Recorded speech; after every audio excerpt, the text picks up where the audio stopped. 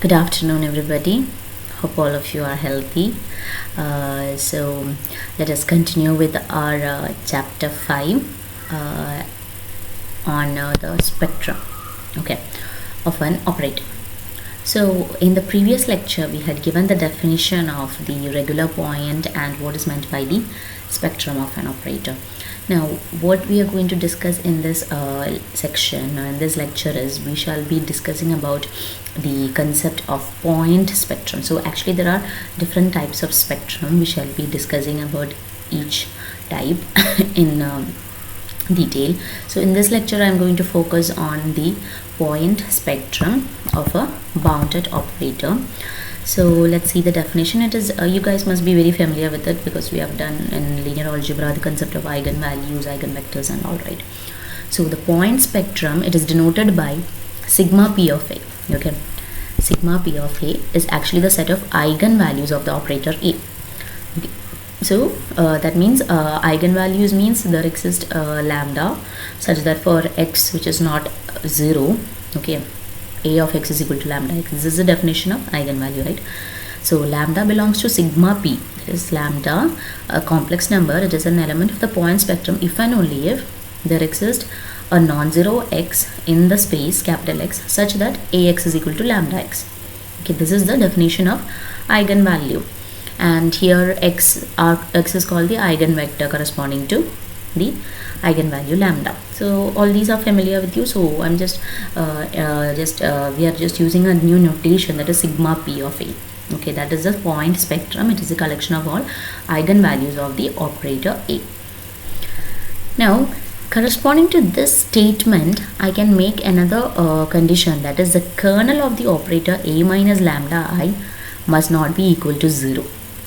Okay, kernel, what is the kernel of a minus lambda I means? It is a set of all x in capital X such that a minus lambda I of x equal to 0, right? Which is if a minus lambda I of x is 0 means a of x is equal to lambda of x.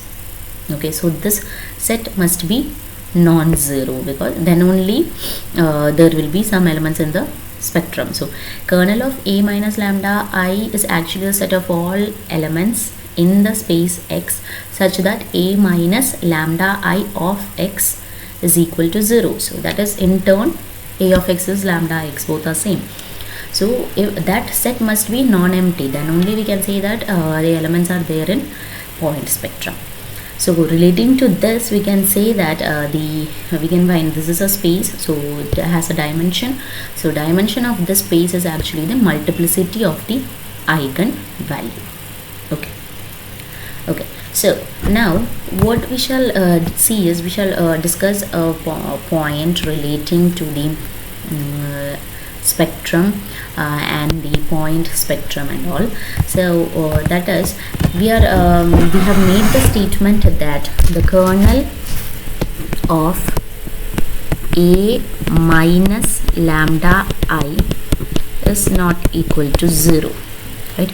Now this kernel of a minus lambda I is nothing but set of all x element of x such that a minus lambda I of x equal to 0, or this is equivalent to what? A of x is lambda I into x is a of x equal to x. So this is how that statement has come into existence. Now suppose that kernel of a minus lambda I equal to 0. Now we know if kernel of an operator is 0, then that operator will be 1 1, right? So this implies the operator a minus lambda I from x to x is 1 1. Okay. Between so there will be a minus lambda I, which is a mapping from x to x, will be 1 1. Now moreover, if we assume that the image of a minus lambda I is x, so if image of a minus lambda I is equal to x, that means this operator is onto also, right? So if kernel, so the condition are as follows: if the kernel of A minus lambda I equal to 0, and if the image of A minus lambda I equal to x, okay, then this A minus lambda I is a 1-1 onto map, 1-1 and onto. So by our proposition, also it is bounded, right? Our proposition or our theorem 4.7.1, this was the last theorem, we did not do the proof. If an operator is 1-1 and onto, then its inverse will exist, right? A minus lambda I inverse exists. Okay, so if A minus lambda I inverse exists, I can say that lambda is a, yes, lambda will become a regular point because the inverse exists. This is the definition of the regular point, right? So if kernel of A minus lambda I equal to 0, this means that lambda does not belong to sigma of p, right? Am I correct? If lambda belongs to sigma of p, then kernel of A minus lambda I must be non-zero. That is what we made in the last statement. So if lambda does not belong to sigma of p, then lambda will be a regular point. Okay, so if the condition is that image of A minus lambda I must be equal to x. So I am saying if lambda does not belong to sigma of p and image of A minus lambda I is not equal to x, then I can say that lambda belongs to sigma of A. Can I? Right? See, lambda belongs to sigma of p is the condition, or it is equivalent to saying kernel of A minus lambda I is not equal to 0. So if kernel of A minus lambda I is equal to 0, that means that lambda must be not an element of sigma of p because it will not be an eigenvalue. So if lambda does not belong to sigma of p, then if image of A minus lambda I is not equal to x, if it is equal to x, it becomes a regular point. So if it is not equal to x, it will become a spectrum point. Okay, so this is a note that I want you guys to keep in mind. So either lambda belongs to sigma of p or lambda is a regular point given the condition image of A minus lambda I x will be equal to image of A minus lambda I will be equal to x. So keeping all these things in mind, what we are going to do is we are going to move on to a lemma related to these eigenvalues and eigenvectors. So lemma 5.1.1, it's the statement is as follows: let A from x to x be a bounded operator and lambda I be the distinct eigenvalues of A. Okay, let xi not equal to 0 and A of xi is equal to lambda I xi for I is equal to 1, 2, 3, etc. Then the set of all these xi's will be linearly independent. So what is the statement? Just read it again. We are given a bounded operator and which has distinct eigenvalues, then the corresponding eigenvectors, okay, the eigenvectors corresponding to the given eigenvalues will be a linearly independent set. So this is the statement of the lemma.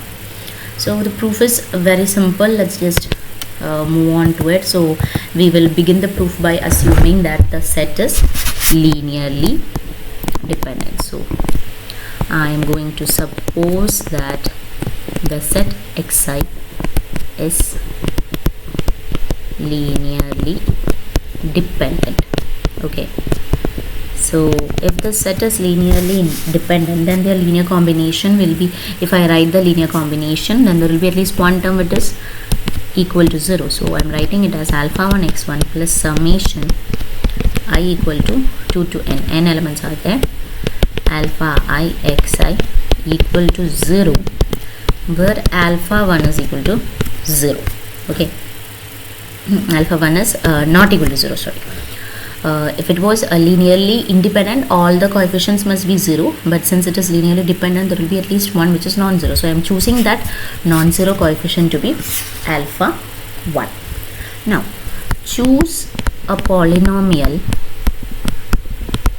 The polynomial I am going to define it by p of lambda such that, okay, p of lambda 1 equal to 1 and p of lambda I equal to 0 for I equal to 2 etc. up to n. So this is my polynomial. I am choosing a polynomial p of lambda such that p of lambda 1 is 1 and p of lambda i's, all other lambda i's are 0. Okay, so now I'm going to apply the polynomial p of a in this equation. Okay, applying the polynomial,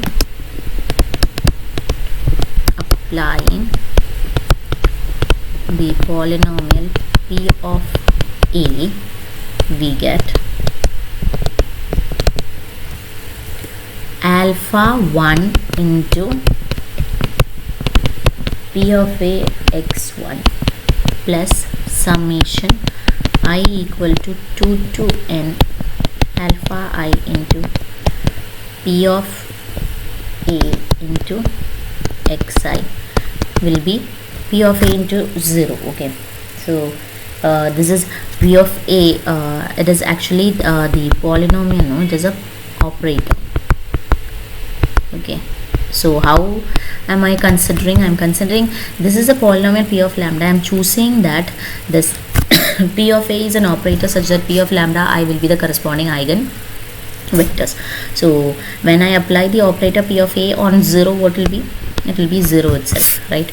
Operator applied of p of a of 0 will be 0 itself. So after application of this polynomial of this operator, I get alpha 1 into pa of x1 plus summation I equal to 2 to n alpha ipa of xi is 0. Now I am considering that p of a, that is the operator of xi, can be written as p of lambda I into xi. Okay, this is how I am choosing my polynomial and an operator like that, in such a manner that the p of lambda i's will be the corresponding eigen values of the operator p of a. Okay, so with the help of this I am going to substitute in this equation. So what will it be? It will become alpha 1 into pa of x1 plus summation I equal to 2 to n. What is it? It will be alpha I into pa of xi can be written as p lambda I of xi equal to 0, and I have this will become equal to p of lambda I. By our definition only lambda 1 was 0, but all the other terms will be lambda 1 into x1, because pa of x1 will be p lambda 1 of x1, right? And all these terms will be 0. Why? P of lambda I is equal to 0 for I greater than equal to 2. So from this, what do I get? I get alpha 1. P of lambda 1 was 1, right? Alpha 1 into x1 is 0. Now since x1 cannot be 0, alpha 1 will be 0, which is the contradiction. Why? Because we had assumed that alpha 1 is non-zero. Right, now I have chosen alpha 1 very arbitrarily. This can be done for any alphas, and we can define a polynomial in such a manner and corresponding operator for which that p of lambda I will become the eigen vector. Okay, so and in the end we can reach to a conclusion or a contradiction to our assumption. So this implies that whole set must be linearly independent. So we have easily proved this lemma, that is, if you have an operator and which has corresponding eigenvalues, then the corresponding eigenvectors will be linearly independent. So that's it about the point spectrum or the set of eigenvalues. The other type of eigenvalues shall be discussed in our later sections. So that's it. Thank you. Stay home, stay safe.